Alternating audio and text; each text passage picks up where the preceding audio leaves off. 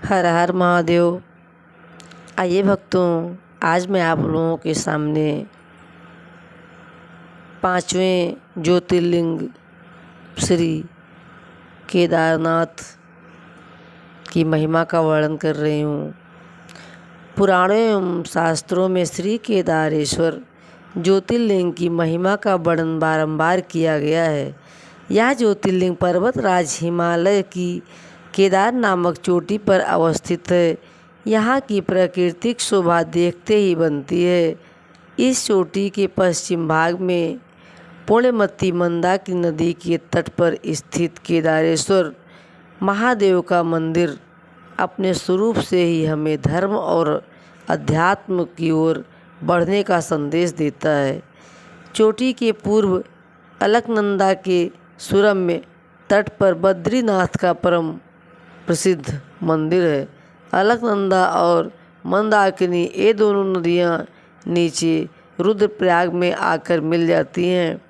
दोनों नदियों की यह संयुक्त धारा और नीचे देवप्रयाग में आकर भागीरथी गंगा से मिल जाती हैं।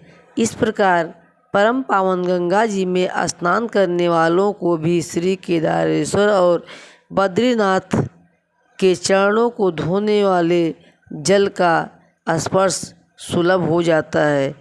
इस अतीव पवित्र पुण्य फलदायी ज्योतिर्लिंग की स्थापना के विषय में पुराणों में यह कथा दी गई है।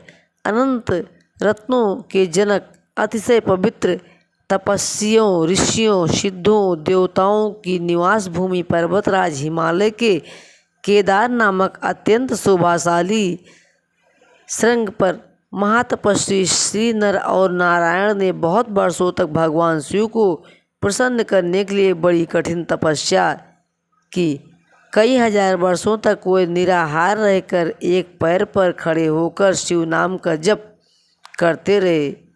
इस तपस्या से सारे लोकों में उनकी चर्चा होने लगी। देवता, ऋषि, मुनि, यक्ष, गंधर्व सभी उनकी साधना और संयम की प्रशंसा करने लगे।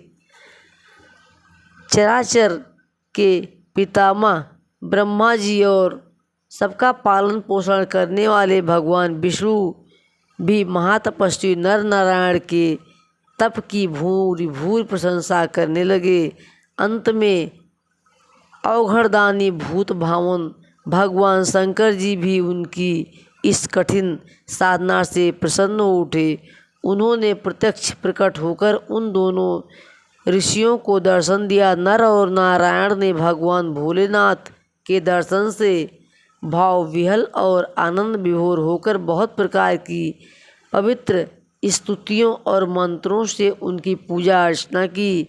भगवान शिव जी ने अत्यंत प्रसन्न होकर उनसे वर मांगने को कहा। भगवान शिव जी की यह बात सुनकर उन दोनों ऋषियों ने उनसे कहा, देवदेव महादेव, यदि आप हम पर प्रसन्न हैं तो भक्तों के कल्याण हेतु आप सदा सर्वदा के लिए अपने स्वरूप को यहाँ स्थापित करने की कृपा करें। आपके यहाँ निवास करने से यह स्थान सभी प्रकार से अत्यंत पवित्र हो उठेगा। यहाँ आकर आपका दर्शन पूजन करने वाले मनुष्यों को आपकी अविनाशिनी भक्ति प्राप्त होगी। प्रभु, आप मनुष्यों के कल्याण और उनके उद्धार के लिए अपने स्वरूप को यहाँ स्थापित करने की हमारी प्रार्थना अवश्य ही स्वीकार करें। उनकी प्रार्थना सुनकर भगवान शिव ने ज्योतिर्लिंग के रूप में वहाँ वास करना स्वीकार किया।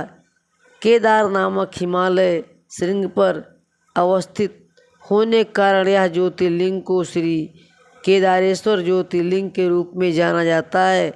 भगवान शिव से वर मांगते हुए नर और नारायण ने इस ज्योतिर्लिंग और इस पवित्र स्थान के विषय में जो कुछ कहा है वह अक्षरशः सत्य है। इस ज्योतिर्लिंग के दर्शन, पूजन तथा यहाँ स्नान करने से भक्तों को लौकिक फलों की प्राप्ति होने के साथ साथ अचल शिव भक्ति तथा मोक्ष की प्राप्ति भी हो जाती है। हर हर महादेव।